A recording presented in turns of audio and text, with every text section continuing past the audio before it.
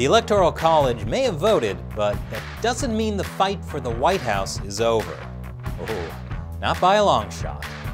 One report alleges voting machines were designed with inherent errors.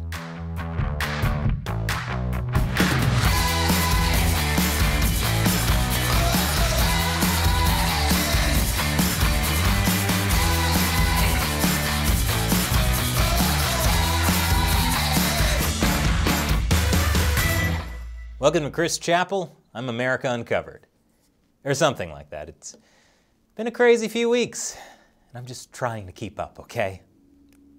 One thing that's happened is Attorney General William Barr suddenly resigned. And that's unusual, to say the least, because it was just 37 days before the end of President Trump's term. Barr's resignation could mean Trump will have a more cooperative Justice Department, at least for the next month. But even though the Electoral College has voted, Trump isn't giving up on the election. And the lawsuits are still going on in key battleground states. So let's begin in Wisconsin. The Wisconsin Supreme Court backed Republicans in a case over voter ID. Under Wisconsin's election law, a voter may declare him or herself indefinitely confined because of age, physical illness, or infirmity in order to get a mail-in ballot. However, back in March, Dane County Clerk Scott McDonald told people who can't present a valid voter ID to say they are indefinitely confined because of the coronavirus. He said, "I urge all voters who request a ballot and have trouble presenting a valid ID to indicate that they are indefinitely confined." He was sued by Wisconsin Republicans, and the Wisconsin Supreme Court ruled in their favor. The ruling said, a county clerk may not declare that any elector is indefinitely confined due to a pandemic. The court also ruled that Wisconsin's lockdown order did not mean all Wisconsin voters were indefinitely confined.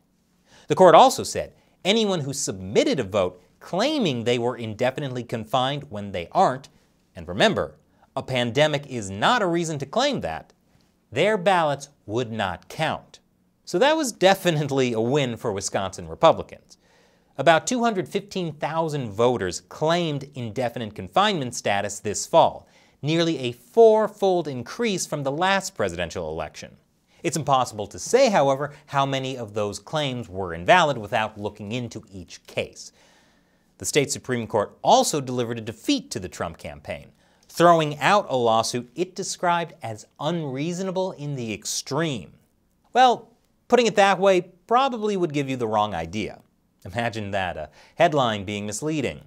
The Trump campaign sued to invalidate some ballots, including all of the indefinitely confined ones in two heavily Democratic counties. The court ruled that the argument to throw out the indefinitely confined ballots lacked merit, while the other three arguments were raised way too late.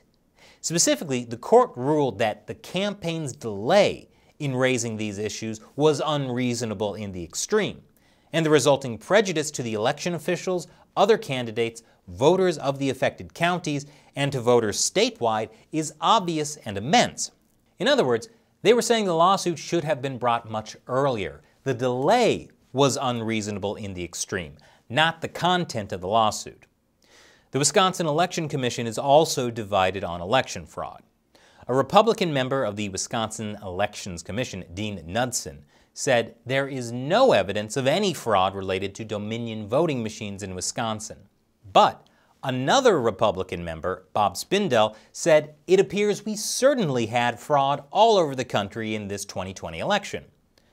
Which is to say, facts are just people's opinions now. And in other Wisconsin election news, because yes, there's more, GOP lawmakers are refusing to reimburse $3 million in Dane and Milwaukee counties for recount costs. According to this letter by the Dane County Board Chair, GOP lawmakers are withholding funds for a recount in Dane County. The letter doesn't elaborate on who on the 16-member committee objected or why. It might be because the recount that Trump wanted ended up confirming Biden's win over Trump.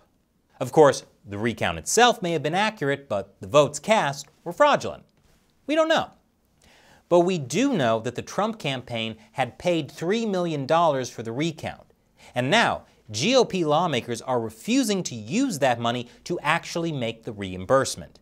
According to Milwaukee County Clerk George Christensen, the lawmakers are playing politics with money that isn't theirs. It's acting in bad faith. It's not their money, it's Trump's money. And this is what he decided to spend it on. Well, that's not all he spends his money on. I'm loving it. And now to Michigan, where there are some very weird problems with electronic vote counting. Right after the short break. Welcome back. What's happening in Michigan? Data firm Allied Security Operations Group carried out a forensic audit of 22 Dominion voting systems in Antrim, a small Michigan county. The report said, "We conclude that the Dominion voting system is intentionally and purposefully designed with inherent errors to create systemic fraud and influence election results. The system intentionally generates an enormously high number of ballot errors. The electronic ballots are then transferred for adjudication. The intentional errors lead to bulk adjudication of ballots with no oversight, no transparency, and no audit trail. This leads to voter or election fraud." Antrim County had issues with Dominion voting systems. This is from back in early November. In Michigan, it was partially to blame for the 6,000 miscounted votes in Michigan's Antrim County. A skewed result initially saw Biden as winning the traditionally red county, but when corrected, they found out Trump actually won. The Antrim County Clerk, Cheryl Guy, initially attributed the problem to a combination of a software glitch and human error. But just today, county officials backpedaled on the statement, saying the Dominion software had no part in the mistake, now blaming the problem solely on human error. However, the new report rules out human error. The statement attributing these issues to human error is not consistent with the forensic evaluation, which points more correctly to systemic machine and/or software errors. The systemic errors are intentionally designed to create errors in order to push a high volume of ballots to bulk adjudication. Guess who's unhappy with the report? Michigan election officials, the ones whose jobs are on the line.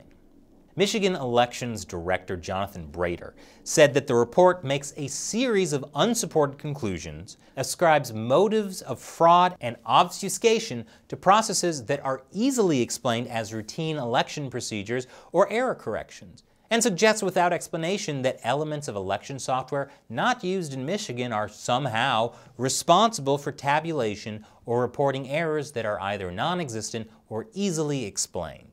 Secretary of State Jocelyn Benson and State Attorney General Dana Nessel, in a joint statement, called the report another in a long stream of misguided, vague, and dubious assertions designed to erode public confidence in the November presidential election. Benson also tried to get election machines wiped, despite an ongoing audit blocking it. Which is funny, because the audit of Dominion equipment found the computer system shows vote adjudication logs for prior years, but all adjudication log entries for the 2020 election cycle are missing. Gosh, how strange that only this year's log entries would go missing.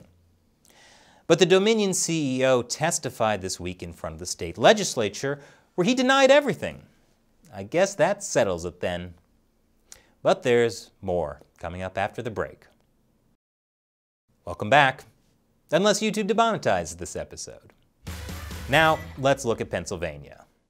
After the Supreme Court shot down a Republican challenge to the vote, Republicans are asking the court to take a look again. They had requested the Supreme Court block the certification of votes in Pennsylvania. The court gave no reason why it rejected it. On to Georgia. Ahead of Monday's Electoral College vote, the state Supreme Court rejected another Trump lawsuit. The lawsuit alleges tens of thousands of people voted illegally in the state. But the court didn't look at the evidence. Instead, the court said it lacks the jurisdiction to consider the petition and rejects it. Meanwhile, attorney Lin Wood has sent his lawsuit up to the U.S. Supreme Court. That was after the U.S. Court of Appeals for the 11th Circuit upheld a decision to dismiss his case because there was no evidence. I'm kidding. They dismissed it without reviewing the evidence. because they said the plaintiffs lacked the legal standing to even bring the case. Lin Wood says an agreement between Georgia election officials and the state's Democratic Party that changed the process of handling absentee ballots in Georgia is unconstitutional. He says those decisions should have been made by the state legislature. That's a similar argument made by the state of Texas in its lawsuit, which the Supreme Court also rejected. Now to Nevada. According to a sworn affidavit, Nevada DMV records suggest that nearly 4,000 legal and illegal aliens cast votes in the 2020 general election. In Nevada, thanks to legislation enacted by the state's Democrats, the DMV automatically registers to vote every person who obtains a driver's license. And in Nevada, both legal and illegal non-citizens can obtain driver's licenses and identification cards. One expert submitted an affidavit where he matched up non-citizen data with voter data. Among those non-citizens, more than 6,000 were registered voters, and nearly 4,000 of them actually did vote in this election. That is illegal. Only citizens are allowed to vote in federal elections, not aliens. I love you, Alf, but you can't vote. Now on to New Mexico. Yes, New Mexico. This is the newest state to see election-related lawsuits. The Trump campaign on Monday filed a lawsuit over the state's use of ballot drop boxes. The complaint asks the court to order a delay in certifying New Mexico's electoral vote, which took place on Monday, and mandate a statewide canvass of New Mexico's absentee ballots, including investigations into every voting location where a drop box was implemented. And finally, Arizona. Arizona Republicans announced on Twitter they would be appealing their lawsuit to the Supreme Court. If we are accepted, we'll be only the third case in this presidential in 2020 to be accepted by the Supreme Court. So it doesn't sound like great odds.